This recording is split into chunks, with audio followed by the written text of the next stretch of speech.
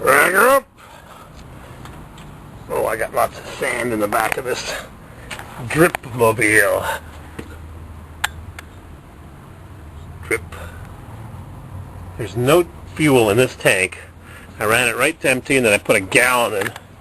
And it's all dumped into the container. So I'm going to drop the trailer hitch, the skid plate, and drop the tank. No rust. Can't stand rust. Blazer. Alright. See if I can get this camera organized. What are we looking at here? It's bright outside. It's summer. Well, almost. Let's crank her down.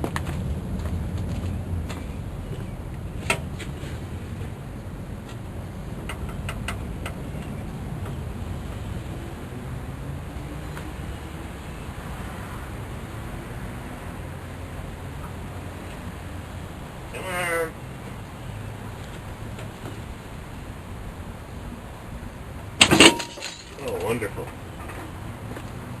I'm trying to release it carefully and I couldn't do it. Funny thing happened to me just after I turned off the video filling up my fuel tank at the Sunoco station. I did my fuel mileage calculations and I pulled out of the lot and drove down the street and the guy comes running after me. I forgot to pay. Shoot happens, huh? Yep, I forgot to pay. I used my credit card the first time, but the second time you don't have to pay in advance or use your credit card. So I drove away without paying, luckily. I went real slow and the guy said, yeah, I recognize you. Second time I've done that.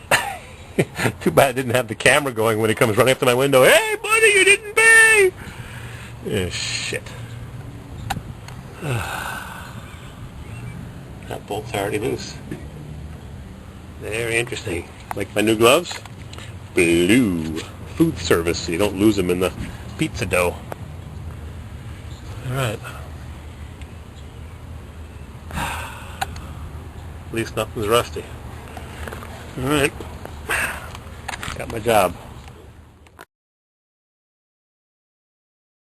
We'll get this thing off.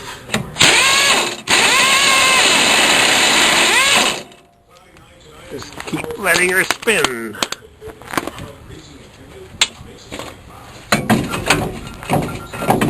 There. Ready to drop it. That F10 that towed the Blazer in the winter. That's how his trailer hitch was attached. This was all things considered. I'm Michelle Norris. Southern Afghanistan was a scene of a remarkable prison break over the weekend. Late Sunday night, nearly 500 inmates from Kandahar's biggest prison escaped through a man-made tunnel 1,000 feet long. 1,000-foot long tunnel. Yeah, 300-meter tunnel. Very interesting. Craziness. NPR's Quill Lawrence has the latest. A Taliban spokesman contacted by phone. Okay. Let's put the camera back so it doesn't get smushed. There we go. I got all the bolts loose and I got my safety goggles because Mrs. CW said I need safety goggles. And I got 2 threads holding it on. It's gonna come down with a crash. Oh, that's it. No crash. Oh, clunk. This is a friggin' heavy hitch. That is heavy. Heavy. Whoa! Rust.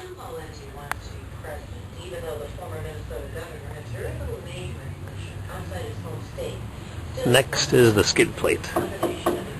Yep, this Blazer had the skid plate option.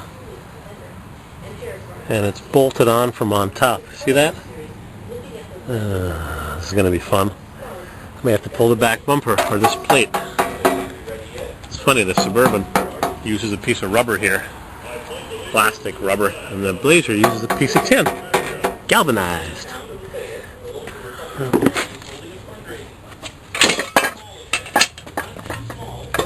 Whoa! Whoa, is this thing heavy? Whoa, the mother load. Whoa, I'm going to have a stroke. I just got a pain in my forehead. Not as bad as Gabrielle Giffords, poor woman. She collects Corvairs, did you know that? Gabrielle Giffords has 2 early Corvair convertibles, I think I heard her say.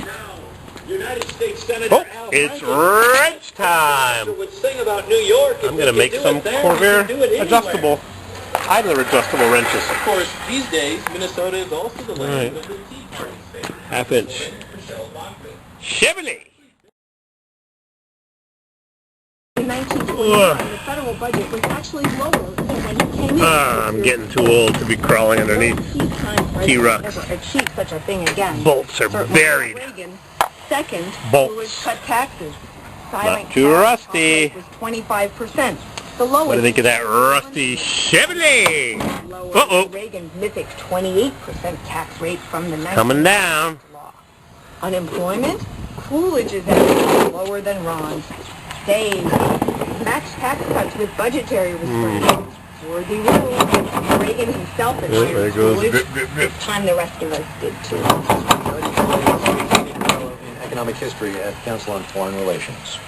The Joshua, it's probably water Or about the present day. from me torching the bolts. Click on the link that says contact. Almost off.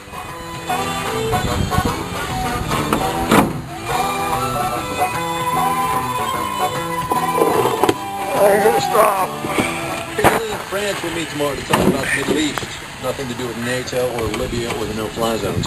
They're trying to figure out what to do with the Tunisians who've left their countries since the government collapsed back in January. The French and the Italians haven't exactly seen eye to eye on who's responsible for the 1,000 Tunisian refugees.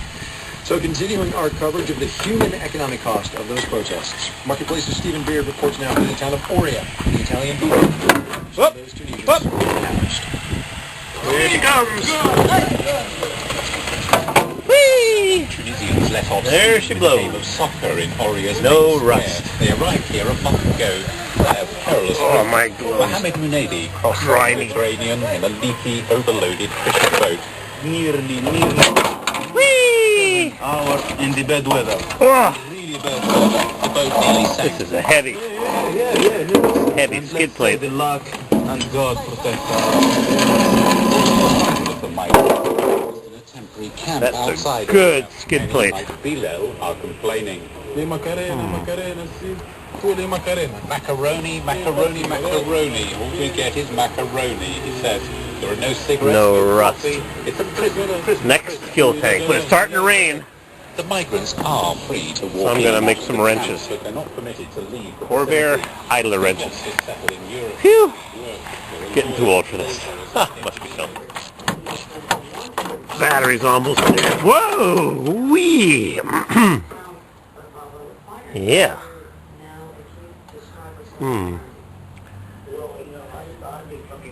Well, it's been raining on and off. Spitting, I guess you'd call it.